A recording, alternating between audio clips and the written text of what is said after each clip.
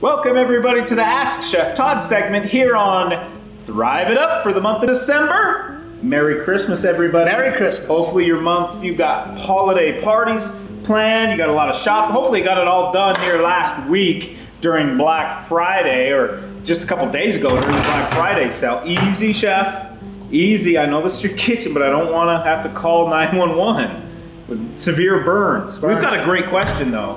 What's the question? On Ask Chef Todd. Hashtag Thank you. Ask Chef Todd. Thanks everyone for the wonderful questions you've been sending in. Chef Todd's getting to all of them. We'll get them all answered. Answer the one he selected this month on Thrive It Up. So it comes from Heather Castellano. It is hashtag Ask Chef Todd.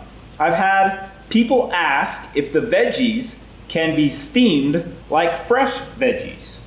Do you have any tips or suggestions? I do. It's a good question. That's a great question. So when it comes to steaming, let's first talk about the method of steaming. The method of steaming can be done in many different ways. Okay. Steam can be created through a double boiler system, such as this, meaning I have a strainer, and I needed just a hair more water actually.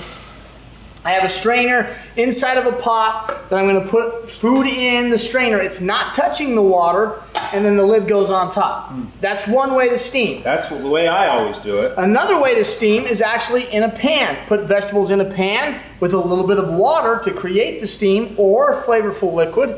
Put a pan on, you're steaming. Perfect, okay. So we're going to have a science test today.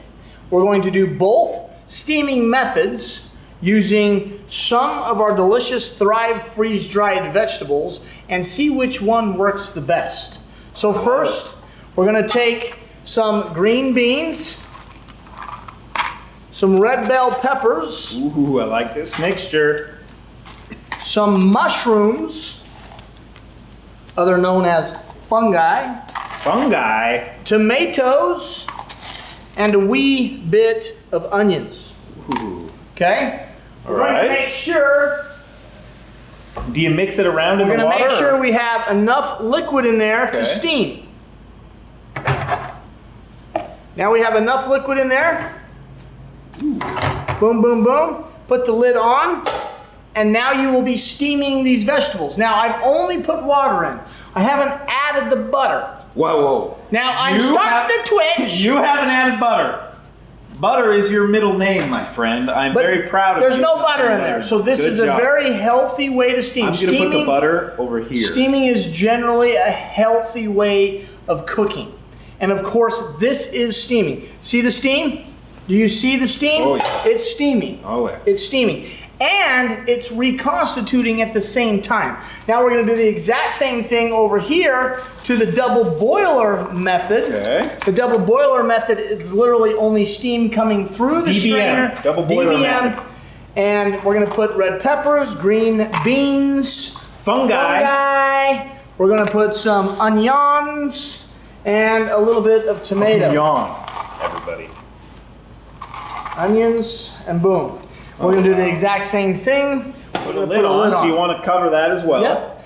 We're going to allow these to steam for about 5 minutes, and we're going to see which ones steam better. Okay. Starting now. Ready, go. Okay, guys, it's been 5 minutes. You ready to go? Look at those veggies. Oh, that's perfect. Those are perfect. Steamy, delicious. Okay, now for the double boiler. Turn everything off. Now for the double boiler, let's check it out and see what happens. Okay, so we have the double boiler. Whoa, if I can get this baby off of here, yep. So we have the double boiler. Ooh. Still a little dry. Not that. It's not that. Still a little dry. Okay, so here's the thing. Doing the double boiler method, it's not enough liquid to actually reconstitute the dry vegetables. They're definitely soft, but they're still dry. You actually have to have some water. But yet these vegetables were steamed still. The water's pretty much gone. They're delicious, they're healthy, and they're not sitting in water. So there is two types of steaming that I'm aware of, that method or this method.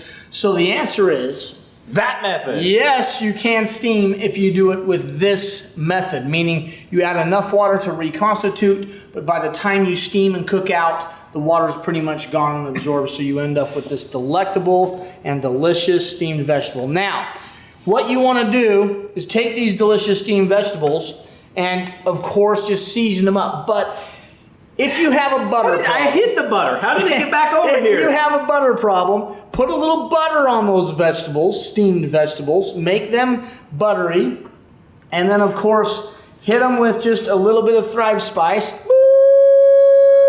Seasoning, baby. And then you just have what we call Thrive steamed vegetables. So the answer is yes, you can steam vegetables if you do it in a pan like this with the water in it. We also thought about, there's your other choice. We also thought about there could be a possibility of putting your vegetables here and then dousing the water on top as you go in for the double boiler. But to be honest, it's going to be best just to do it in a pan.